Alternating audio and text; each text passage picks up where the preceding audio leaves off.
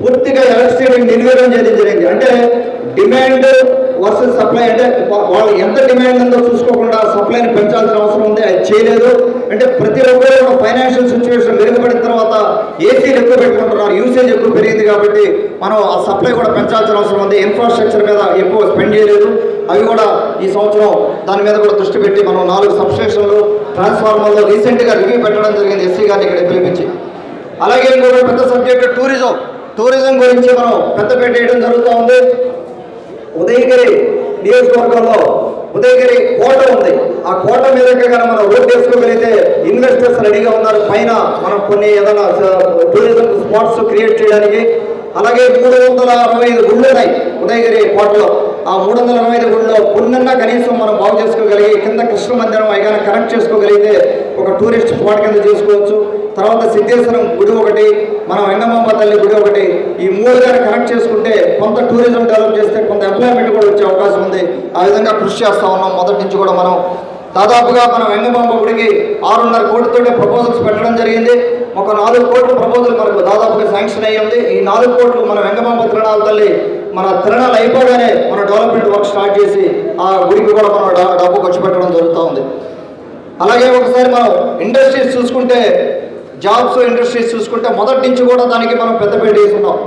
కేవలం మనకు ఇష్యూ ఏంటంటే ఇక్కడ ఒక్క రిజర్వాయర్, ఇప్పుడు టెక్స్టైల్ ఇండస్ట్రీ రావాలంటే వాళ్ళు ఒక రిజర్వాయర్ అడుగుతారు, పెద్ద రిజర్వాయర్ అడుగుతారు, అది మనకు ధైర్యంగా లేని సందర్భం. అట్లా కొన్ని ఇబ్బందులు ఉండడం వల్ల కొన్ని పెద్ద కంపెనీలు తీసుకురాలేకపోతున్నాం. కానీ చాలా వరకు మనం ప్రయత్నం చేస్తూ ఉన్నాం. బయోసిఎన్జి ఎనర్జీ సెక్టార్లో 2 ఇన్వెస్టర్స్ ముందుకు వచ్చారు. రేపు కలిగిరి టౌన్లో మన టోల్గేట్ దగ్గర ఒక ప్రాజెక్ట్ స్టార్ట్ అవబోతా ఉంది జూన్లో.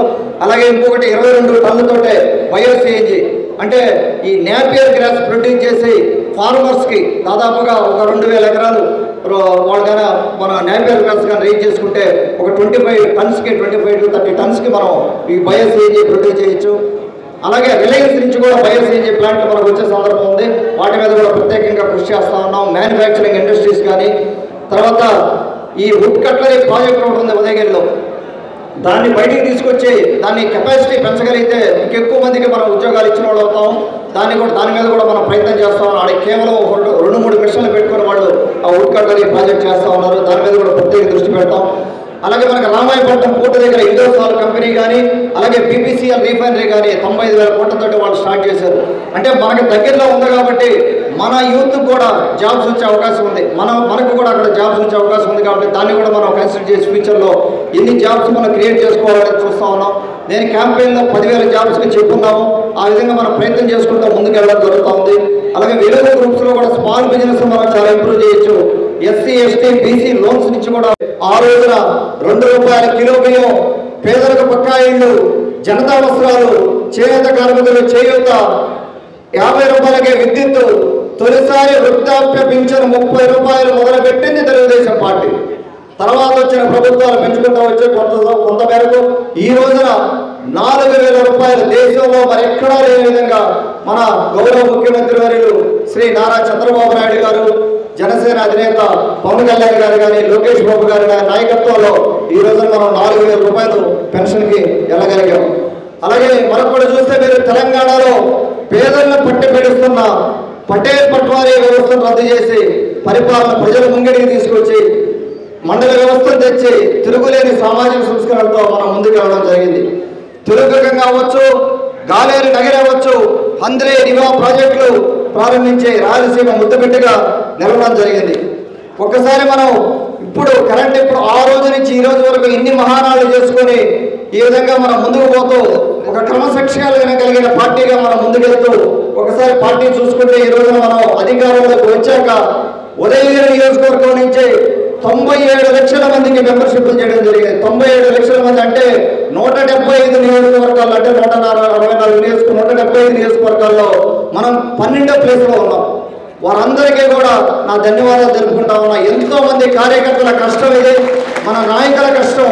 ఎంతోమంది ఎంతో శ్రమిస్తే కానీ ఈ 97 లక్షలు 97,000 అనేది అవడం అనేది చిన్న విషయం కాదు. మరి పక్క నియోజకవర్గాలతో కంప్లీట్ చేస్తే ఎంతో కృషి ఉంది దీని వెనకాల. అలాగే ఫోన్ చేసి అడగగానే 56 మంది ₹1,00,000 మెంబర్షిప్లు తీసుకున్నారు. తెలుగుదేశం పార్టీకి నిధి సమకూరింది. అలాగే మనం గ్రౌండ్ లెవెల్ నుంచి 143 పంచాయతీల్లో కమిటీలు వేసుకుంటా ఉన్నాం.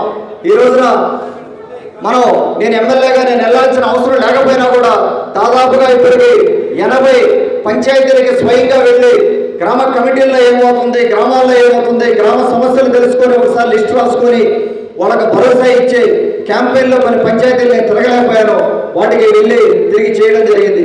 చాలా వరకు కమిటీలు రాసుకోవడం జరిగింది. చాలా వరకు మనం వాళ్ళే కమిటీలు వేసుకొని అందరం పలకరించుకొని, అంటే ఒక రకమైన బాధ కొంతమందిలో ఉండేది ఇంతకుముందు.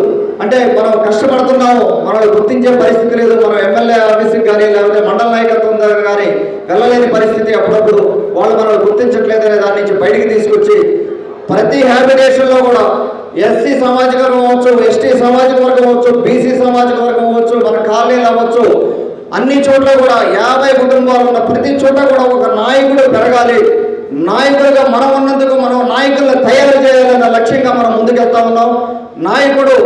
ఒక నాయకుడు పెరగడం కాదు, 10 మంది నాయకులను తయారు చేస్తే రేపు పొద్దున పార్టీ సురక్షంగా ఉంటుంది. 10 ఏళ్ళైనా 20 ఏళ్ళైనా నారా లోకేష్ బాబు గారి నాయకత్వంలో యువత ఇంకా ముందుకు వస్తున్నారు.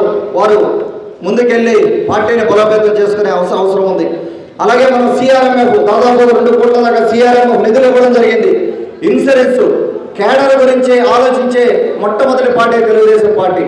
100 రూపాయల సభ్యత్వం అంటే సంవత్సరానికి 100 రూపాయలు అంటే 2 సంవత్సరాలకు కలిపి 200 రూపాయల సభ్యత్వం తీసుకుంటే ప్రమాదవశాత్తు ఇంటి యజమాని కనుక చనిపోతే వారికి ఇన్సూరెన్స్ ఈ మధ్య కూడా ఒక 5-6 క్లెయిమ్స్ మనం చేయడం జరిగింది. 5 లక్షల రూపాయల ఇన్సూరెన్స్ వస్తూ ఉంది. అలాగే క్యాడర్ ఎడ్యుకేషన్ ఎంతో మంది మన దగ్గరికి హెల్ప్ గురించి వస్తుంటారు. గౌరవ ముఖ్యమంత్రి గారు ఎంతో మందికి హెల్ప్ చేయడం జరుగుతూ ఉంది. అలాగే దాదాపుగా ఉమెన్ ఇంపార్టెన్స్ గమనించి ప్రతి గ్రామ కమిటీలో కూడా మనకు మహిళలు ఉండాలని చెప్పి ఈ రోజున ప్రోత్సహించడం జరిగింది. ఈ రోజు చూస్తే ఇక్కడ విజయమ్మ గారు నియోజకవర్గ మహానాడికి విచ్చేసిన మన గౌరవ మాజీ జడ్పీ చైర్మన్ చెంచల్ బాబు యాదవ్ గారికి, అలాగే మన మాజీ శాసనసభ్యులు సోదర సమానులు కంబ విజయరామరెడ్డి గారికి, అలాగే ఇక్కడికి విచ్చేసిన నెల్లూరు నుంచి మన పార్లమెంట్ సెక్రటరీ చేజర్ల వెంకటేశ్వర రెడ్డి గారికి, అలాగే మన అబ్జర్వర్ వికాస్ గారికి ధన్యవాదాలు జరుపుకుంటా ఉన్నారు. అలాగే వేదిక మీద ఉన్న సీనియర్ నాయకులు అందరికీ కూడా నా ధన్యవాదాలు జరుపుకుంటున్నాను. దాదాపుగా 70 మంది దాకా స్టేజ్ మీద ఉన్నారు, వారందరికీ కూడా నా ధన్యవాదాలు. ఈ మహానాడు కార్యక్రమానికి విచ్చేసిన ఉదయగిరి నియోజకవర్గం నుంచి 8 మండలాల నుంచి కేఎస్ఎస్లు అవ్వచ్చు, బూత్ ఏజెంట్గా కూర్చున్న మన కార్యకర్తలు అవ్వచ్చు, బూత్ ఇన్ఛార్జీలు అవ్వచ్చు, యూనిట్ ఇన్ఛార్జీలకి, అలాగే క్లస్టర్ ఇన్ఛార్జి కానీ మన మండల అధ్యక్షులకి, ex MPTC, ex MPTC, current MPTC కానీ అందరికీ కూడా నా శిరస్సు ఉంచి నమస్కరించి స్వాగతం తెలుపుకుంటా ఉన్నాను.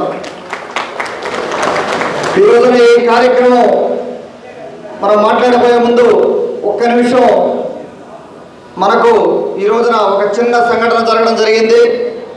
మన కార్యకర్త భోగిరెడ్డి ఓబుల్ రెడ్డి భైరవరం పంచాయతీ ప్రమాదానికి గురవడం జరిగింది. భైరవరం నాయకులు వీళ్ళున్నారు. సమాచారం తెలుసుకున్న తర్వాత వారి నుంచి పూర్తి సమాచారం వచ్చిన తర్వాత వారిని ఒకసారి పరామర్శించడం జరుగుతుంది. ఇది అయిపోయిన తర్వాత వారు ఒకవేళ ప్రమాదానికి సీరియస్గా గురి ఉంటే వారు కోలుకోవాలని మనందరం కూడా ప్రార్థించాల్సిన అవసరం ఉంది. వారికి నా ధన్యవాదాలు తెలుపుకుంటా ఉన్నాను. ఈ రోజున ఒక కార్యకర్తగా ఇబ్బంది కలగడం చాలా బాధగా ఉంది. తెలుగుదేశం పార్టీ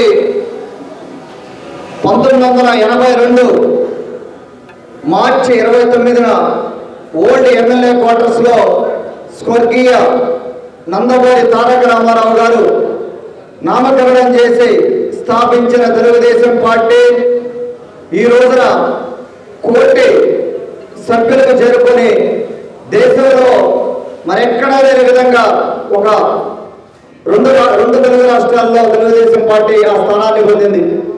ఏ ఒక్క పార్టీకి ఇంత సభ్యత్వ నమోదు లేదు. మనం ఇంతకుముందు మద్రాసీలుగా పిలువబడేవాడు, తెలుగు వారందరూ మద్రాసీలుగా పిలువబడేవారు. వారిని తిరగరాసి తెలుగు వారిగా గుర్తింపు తెచ్చే ఇక్కడనే కాదు, ఈవెన్ విదేశాల్లో కూడా మనల్ని ఎక్కడైనా కొంత ఎంతో ముందు 20 సంవత్సరాల క్రితం మద్రాసీల కింద చూసేవాళ్ళు. ఒక తెలుగు వారికి గుర్తింపు తెచ్చారు మన అన్న ఎన్టీఆర్ గారు. అలాగే సామాజికంగా ఆర్థిక చైతన్యం కలిగించి బలహీన వర్గాలకు పెద్దపీట వేసి సముచిత భాగస్వామ్యం కల్పించారు తెలుగుదేశం పార్టీ. మొదటి నుంచి కూడా ఆ రోజు నుంచి ఈ రోజు వరకు ఎన్నో మహానాడు జరుపుకున్నాం. అలాగే స్థానిక సంస్థల ఎన్నికల్లో బీసీలకి 20%, మహిళలకి 9%, ఎస్సీ రిజర్వేషన్లు 14% నుంచి 15%కి, ఎస్టీ రిజర్వేషన్లు 4% నుంచి 6%కి. ఇది ఇప్పుడు కాదు, ఇది 42 సంవత్సరాల క్రితం తెలుగుదేశం పార్టీ పెట్టినప్పుడు సంగతి చెప్తా ఉన్నాడు. ఆ రోజు నుంచి స్టార్ట్ అయిన రిఫార్మ్స్, సామాజిక బాధ్యత, సోషల్ బ్యాలెన్స్ చేసుకుంటూ రావాలని వారికి ఒక్కసారి మనం అభినందనలు తెలపాలి. వాళ్ళు ఒక్కళ్ళే 100 మంది మహిళల్ని ఇక్కడ ఈ కార్యక్రమాన్ని తీసుకొచ్చారంటే మహిళలకి ఉన్న ప్రాధాన్యత మనం ఎంత అర్థం చేసుకోవచ్చు. రాబోయే రోజుల్లో కూడా మహిళల్ని ఎక్కువగా మనం ఇన్వాల్వ్ చేయాల్సిన అవసరం ఉంది.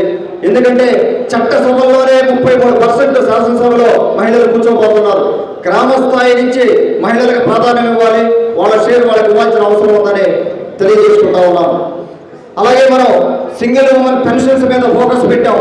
ఉదయగిరి నియోజకవర్గంలో ఎంతో మంది మహిళలు భర్తలు వదిలేసి వాళ్ళు మ్యారేజ్ చేసుకోవడం, చిన్నప్పుడే పెళ్లి చేసుకోవడం, వాళ్ళు వదిలేసి పిల్లలు పుట్టిన తర్వాత వదిలేసి వెళ్తే తల్లి ఒక్కటే బిడ్డలకు అండగా ఉండడం జరుగుతూ ఉంది. ఉదయగిరి నియోజకవర్గంలో 8 మండలాల్లో ఎంతో మంది తల్లులు వాళ్ళు జీవనాధారం లేక ఇబ్బంది పడుతున్న సందర్భంలో వాళ్ళందరినీ కూడా లిస్ట్ చేసి సింగిల్ ఉమెన్కి అందరికీ కూడా పెన్షన్ వచ్చేటట్టు ప్రయత్నం చేస్తూ ఉన్నాం.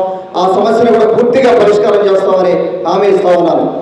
అలాగే ఎవరైతే మనకు ఫ్యామిలీస్ సఫర్ అవుతూ ఉన్నారో వాళ్ళ లవ్డ్ వన్స్ చనిపోయి హెల్త్ పరంగా చనిపోవడం కానీ, ఇంతకుముందు గత 40 ఏళ్లలో ఇక్కడ చాలామంది, నేను కాకర్ల చారిటబుల్ ట్రస్ట్ పెట్టి 2 సంవత్సరాలు నేను తిరిగినప్పుడు ఎన్నో కుటుంబాలను చూశాను. కేవలం వాళ్ళ యజమాని చనిపోయినప్పుడు దాంతో ఇబ్బంది పడిపోయి వాళ్ళు జీవనాధారం సాక పిల్లలు సరిగ్గా చదివించుకోలేని పరిస్థితులు ఉన్నారు. వాళ్ళని కూడా మనం ఆదుకోవాల్సిన పరిస్థితి ఉంది. నేను చెప్పేవన్నీ కూడా లిటరల్గా సఫర్ అయ్యే కుటుంబాల గురించి మాట్లాడుతూ ఉన్నాను. మనం తెలుగుదేశం పార్టీ, మనం నాయకులుగా మనం వాళ్ళని ఆదరించాల్సిన పరిస్థితి ఉంది. వాళ్ళని ఆదరించి మనం ముందుకు పోవాల్సిన పరిస్థితి. ఇక్కడ ఒకసారి చూసుకుంటే మనం 2 ఏళ్ల క్రితం నేను కాకర్ల చారిటబుల్ ట్రస్ట్ పెట్టి ఇక్కడ కార్యక్రమాలు చేస్తూ ఉన్నప్పుడు మన నాయకత్వాన్ని నమ్మి మన గౌరవ ముఖ్యమంత్రి వర్యులు శ్రీ నారా చంద్రబాబు నాయుడు గారు కానీ, మన యువనేత లోకేష్ బాబు గారు కానీ నాకు ఈ అవకాశం ఇవ్వడం జరిగింది. నేను తెలుగుదేశం పార్టీలో అన్న ఎన్టీఆర్ గారు తీసుకొచ్చిన రీఫార్మ్స్ వల్ల, ఎడ్యుకేషన్ రీఫార్మ్స్ వల్ల నేను ఇంజనీరింగ్ చదివి, అలాగే నారా చంద్రబాబు నాయుడు గారు తీసుకొచ్చిన ఐటీ రీఫార్మ్స్ వల్ల విదేశాలకు వెళ్ళి సెటిల్ అయ్యి మీ ముందు మళ్ళీ మన జన్మభూమికి వచ్చి సేవ చేసేదానికి అవకాశం వచ్చిందంటే అది తెలుగుదేశం పార్టీ చేసుకున్నది. కేవలం తెలుగుదేశం పార్టీ వల్లే నేను ఇక్కడ ఈ రోజున మీ ముందు నిల్చొని మాట్లాడగలుగుతున్నాను. దానికి గర్వంగా ఉంది నాకు. వారి నాయకత్వంలో పనిచేసేదానికి గర్వంగా ఉంది. అలాగే ఒక్కసారి మనం అన్ని రంగాల్లో ఒకసారి చూసుకుంటే ఇప్పుడు దాకా మనం ఏం చేసుకున్నాం అంటే 11 నెలలైంది మన గవర్నమెంట్ వచ్చి. ఒకసారి ఓవరాల్గా కూడా మనం గవర్నమెంట్ వచ్చిన తర్వాత ఆంధ్రప్రదేశ్లో ఏం జరిగింది చూసుకుంటే చిన్న పాయింట్స్ చూసుకుంటే మనకు ఫ్రీడమ్ ఆఫ్ స్పీచ్ ఇంప్రూవ్ అయింది. అంటే ఒక రకంగా స్వాతంత్రం వచ్చింది అన్న భావన ప్రజల్లో కలిగింది. నేను ఒకసారి గమనిస్తే ఇంతకుముందు పోలీస్ సెక్షన్లు ఎవరికి తెలిసేవి కాదు. ఈ 307 అని లేదా 348 అని ఈ సెక్షన్లు ఎవరికి తెలిసిన సందర్భం లేదు. నాకు తెలిసి నాకు కూడా తెలియదు ఆ సెక్షన్ లేదు. కానీ గత వైసీపీ ప్రభుత్వ పుణ్యం, జగన్మోహన్ రెడ్డి గారి పుణ్యం అని చాలామందికి ఈ సెక్షన్ల పట్ల అవగాహన వచ్చింది. ఈ రోజున ఏదైనా ఎక్కడ గొడవ జరిగినా కూడా మాట్లాడితే 307 పెట్టారు సార్ కేసు అంటారు. అంటే ఆ రకంగా అవగాహన వచ్చింది ఆ కేసులన్నిటి మీద. అదంతా పోవాలి. పోలీస్ స్టేషన్లో మనం కేసులు పెట్టుకుంటే సమాజం ముందుకు వెళ్ళదు, డెవలప్మెంట్ ఆగిపోతుంది. దయచేసి ఆ విధంగా మనం ఆలోచన చేసి వీలైనంత వరకు గ్రామాల్లో సమస్యలు పరిష్కారం చేసుకోవాలి. ఇంకొకటి, రెవెన్యూ సమస్యలు చాలా వస్తున్నాయి నా దగ్గరికి. ప్రతి ఒక్క రెవెన్యూ సమస్య పరిష్కారం చేసేదానికి 4 ఏళ్లలో నేను ప్రయత్నం చేస్తాను. 4 ఏళ్ళు మన గవర్నమెంట్ అయ్యేసరికి ఒక్క కుటుంబంలో కూడా రెవెన్యూ సమస్య లేకుండా మేము పరిష్కారం చేస్తాం అన్న విజయరామరెడ్డి గారు కానీ మనకు గైడెన్స్ తోటి వారికి చాలా ఇంతకుముందు చేస్తున్నారు కాబట్టి వారు కానీ చంద్రబాబు యాదవ్ గారు కానీ మన వెన్నెల వెంకరెడ్డి గారు కానీ వీళ్ళంతా కూడా రెవెన్యూ సమస్యల పట్ల తెలిసిన వాళ్ళు కాబట్టి మనం ఖచ్చితంగా ప్రణాళిక సిద్ధం చేసుకుంటున్నాం. 4 ఏళ్లలో మేము సాల్వ్ చేస్తామని చెప్తున్నాం. ఎవరు కూడా అధైర్యపడవద్దు, కొద్దిగా లేట్ అవ్వచ్చు, దయచేసి ధైర్యంగా ఉండండి, అన్నీ కూడా పరిష్కారం చేస్తాం. ఎక్కడ కూడా మనం రాంగ్ లాంగ్వేజ్ అంటే ఫిల్తీ లాంగ్వేజ్ మాట్లాడిన సందర్భం లేదు. ఆంధ్రప్రదేశ్ స్టేట్ అంతా కూడా కరెక్ట్గా ఎవరున్నా కూడా ఏ లీడర్ కూడా వాళ్ళ మాదిరిగా మనం ఫిల్తీ లాంగ్వేజ్ ఎప్పుడు మాట్లాడలేదు. అమరావతి మీరు చూశారు, అమరావతి క్యాపిటల్లో ఉన్న స్పీడప్ చూశారు. అలాగే మరిన్ని వీడియోస్ కోసం ఛానల్ ని సబ్స్క్రైబ్ చేయండి, లేటెస్ట్ అప్డేట్స్ కోసం వాట్సాప్ ఛానల్ ని ఫాలో చేయండి అండ్ లింక్ డిస్క్రిప్షన్ లో ఉంది.